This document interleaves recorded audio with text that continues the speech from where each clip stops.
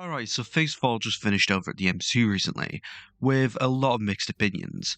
Mostly bad with myself being honest, only loving 5 of the projects, thinking 7 were alright, then not really liking 4, which is more positive than most opinions.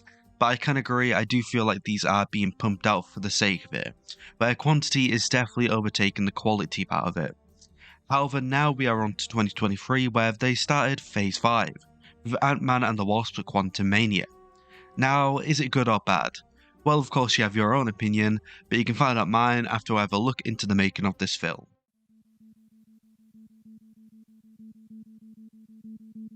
Okay, so warning that you might want to have straight off the bat is that there will be obviously spoilers.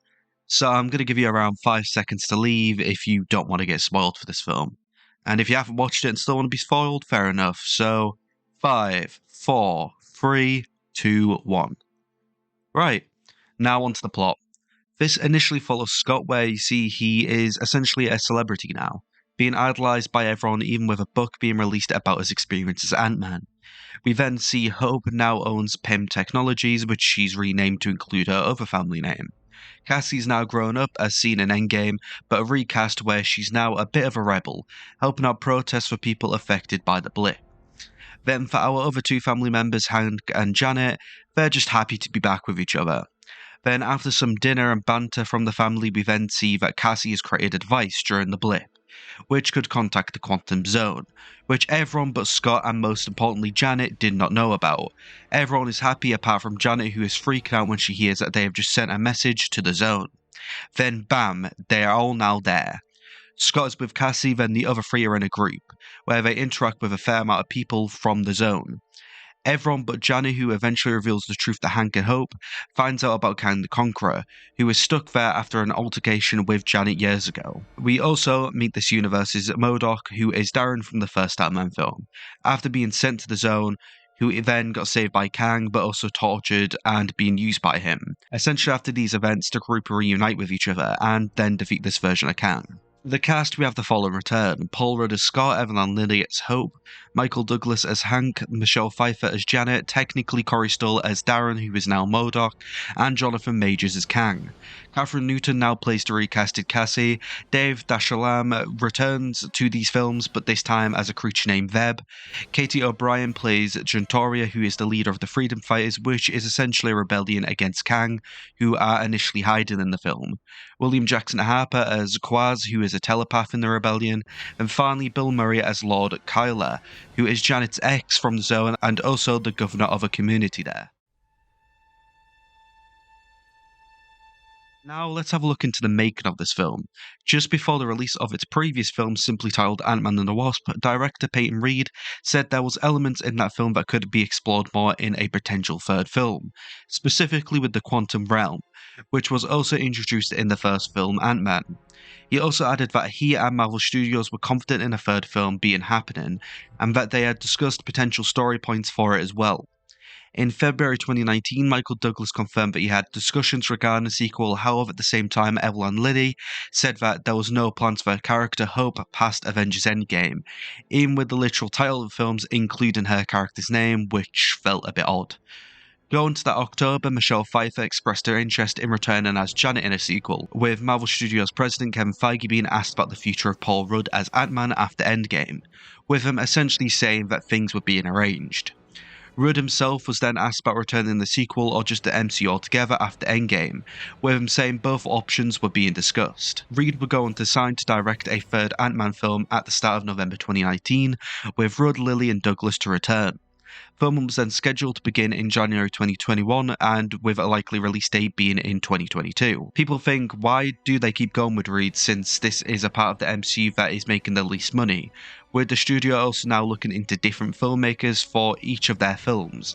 But the studios responded when they initially hired him at this time, where they felt that this director had a good grasp and understanding of the main character. The film's writer Jeff Loveness was hired around the start of the pandemic, and he had begun work in April 2020. At this point, it wasn't clear to the studio when production would begin due to the unfortunate events of COVID. Reed would go on to say in August 2020 that development of the film was still going even with the pandemic.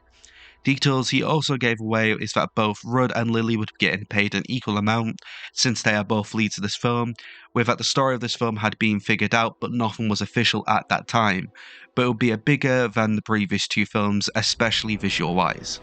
Producer Brian Gray would then go on to comment about the story, saying that he felt a real departure from the previous films was there, and that it would be a big adventure. Going to September 2020, Jonathan Majors was cast as a lead role, which was reported to be Kang the Conqueror, since he also was cast as an alternative version of the character named He Who Remains in Loki. Kate Herron and Michael Waldron, who were the director and head writer of that show, worked with Reed and the executives at Marvel Studios to make this casting. The executives for sure wanted to work with the actor after his performance in The Last Black Man in San Francisco. The actor was also approached for the role with no audition, and has now gone to note that he has been involved in this film even before joining the cast of Loki. By November 2020, they hoped for the film to start in 2021. Then in that December, Pfeiffer confirmed that she'll be in the film and that film would begin in mid-2021. Then on December 10th, at Disney's Investor Day, Kevin Feige revealed the film's title as Ant-Man and the Wasp: Quantumania, with the return of Rudd, Lily, Douglas and Pfeiffer, with Majors joining as Kang and the surprising reveal that Catherine Newton would now be playing Cassie. Emma Thurman, who played the original teenage version of this character in Endgame, was shocked by this announcement and also hoped that she could rejoin the MCU again in the future. Later on in the month, Loveness revealed that they have turned in the first draft of this film's script. Although they were inspired by several father and daughter films starring actors like Steve Martin or Robin Williams from the 90s. The writer admired the father characters in these films and felt that he could mix the underdog dad energy with Paul Rudd's likeliness in the previous films. Producer Stephen Brossard further commented on this, calling it a family adventure film that then becomes a sci-fi war movie and a coming-of-age story. At the beginning of March 2021, actor T.I. Harris, who played one of Scott's friends in the previous two films, said he would not be returning in this film. People initially thought that this was due to allegations against this actor and his wife that first arose in that February, but Variety would go on to report that these allegations were unrelated to this, and that the character was never intended to be in the film. In early May, the studio would go on to announce that the film's release date of February 17, 2023. In mid-June, both Rudd and Douglas headed off to England to prepare for filming. The next month in July, Joanna Robertson from Vanity Fair would go on to report about Corey Stoll being in a somewhat reprised role as Darren Cross from the original Ant-Man film. Filming itself began on July 26, 2021 at Pinewood Studios in Buckinghamshire, under the working title Dust Bunny. Industrial Light and Magic provided the same stagecraft technology they used on The Mandalorian, which redirected episodes of. By September 16th, over 50 crew members from Pinewood Studios, including the team from this film, contracted norovirus following the outbreak, but luckily the main cast was not affected. In October, the film's release was postponed to July 28th, 2023. Later on in the month, Bill Murray revealed that he recently shot material for a Marvel film, Red Reed, which was believed to be this film, which it was.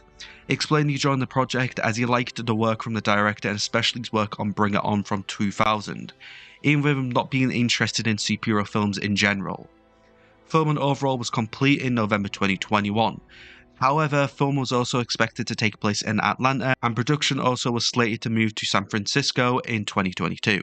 Adam Gerstle and Laura Jennings served as co-editors on this film, while Jesse James Chisholm served as visual effects supervisor.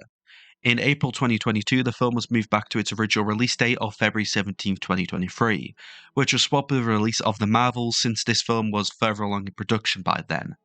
That September, Randall Park was confirmed to be returning as Jimmy Woo, with Feige calling the film a direct line into Phase 5 and Avengers: The Kang Dynasty, which will release in 2025. Also, just to note that Loveness, who wrote this film, is also currently writing that Avengers film too, with him saying that Kang as a villain in this film really works with the plan in future that he's got. Around the same time, Greg Thornton was revealed to be reprising his role as Dale, the Baskin-Robbins manager from the first Ant-Man film.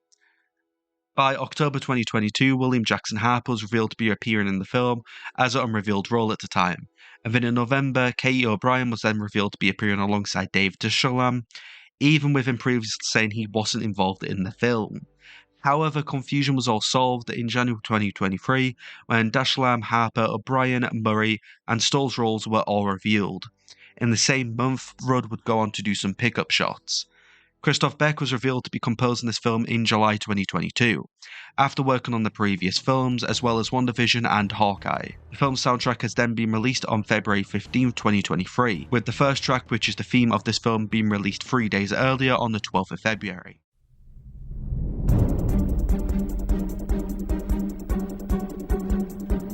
Alright, so let's have a look into how this film was marketed. The first footage of this film was shown at San Diego Comic-Con 2022, where Feige, Reed, and then the cast all discussed the film and its characters. More footage was then shown at D23 in September. A teaser trailer was then released on October 24th, with the song Goodbye Yellow Brick Road featured in it.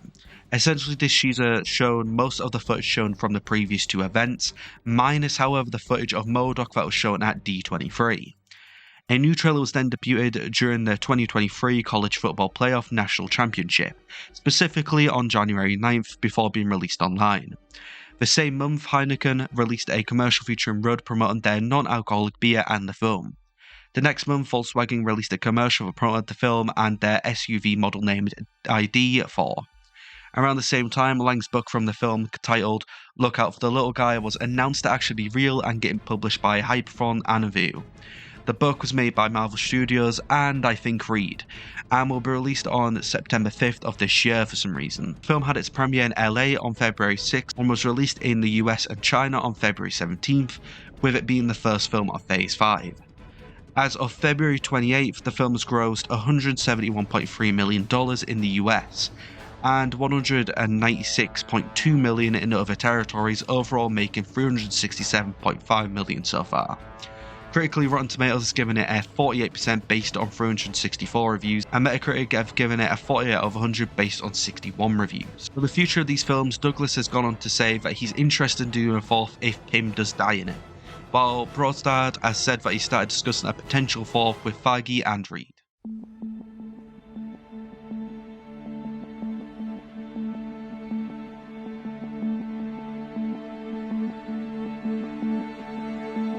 Is it just me, or this film tried to borrow some elements from Star Wars? Some parts of the world felt like some worlds from the other franchise, and even then the overall plot is about a rebellion and their empire being ruled by someone powerful like Kang. I honestly liked what they did in this world, to be honest. I liked most of the new characters they showed, and then the world initially didn't look good to me visually, but it got a lot better as it went on, and it might just be me getting used to the world. For our heroes specifically, I personally love Scott and Cassie's relationship, where I think they handled using both the serious and goofy side of these characters very well off this plotline. I liked Janet's story, but it felt it could have been handled way better to make Hope and Hank feel more involved, since this story is also about them too. This is where I wonder why the franchise is still called Ant-Man and the Wasp, other than the previous film's title, because Wasp is, funnily enough, barely used here, and the only time where it felt like it was Ant-Man and the Wasp was in that one scene. Jonathan Majors, once again, you can tell, put his all into playing Kang. But I can't lie when saying the only time I truly cared about him here were the flashbacks of him and Janet, to the point where I preferred him in Loki. I was more happy with what they did with him in the credit scenes. For Modok, our secondary villain, first off, screw everyone complaining about the design. Marvel really looked at this and just knew that anyone would complain about any design they would do. So they decided to just make it more like his comic book version, but obviously still being Darren, since this is the new take on the character. For his character, I liked what they did on paper, what they generally wanted to do with the character, but to the point where he makes his sacrifice, I was like, I mean, that wasn't too bad. Until I handled his death scene, which just felt like a spit in the face to the original film to me. I don't know, part of it was done really well, part of it was done very terribly. This was just a roller coaster to me. I liked parts of this film, and then again, just disliked parts. Again, people really like to argue about films either being brilliant or horrible, but to me, this was just plain average. Overall, I give it a 3 out of 5 or a 6 out of 10. So guys, that was my thoughts on Ant-Man and the Wasp: Quantumania, while given all the facts we know about the making of this film. So honestly, I know this is more of a disliked film than anything, but what's the sake in it? What are your thoughts on this film, guys? Please let me know in the comments. Also, please like the video if you did like it, and also consider subscribing if you've liked the video. And also, I've seen the other MCU videos. I've covered the rest of the MCU projects we've had so far on the channel. So yeah, that's all I really have to say, really. This was just an average film, which I think is getting quite overly hated on just because it was average in the first of Phase 5. The trailers admittedly did make it a lot better, but yeah, that's all I really have to say. So yeah, I'll just see you in the next video, and again, Ant-Man and the Wasp was just average.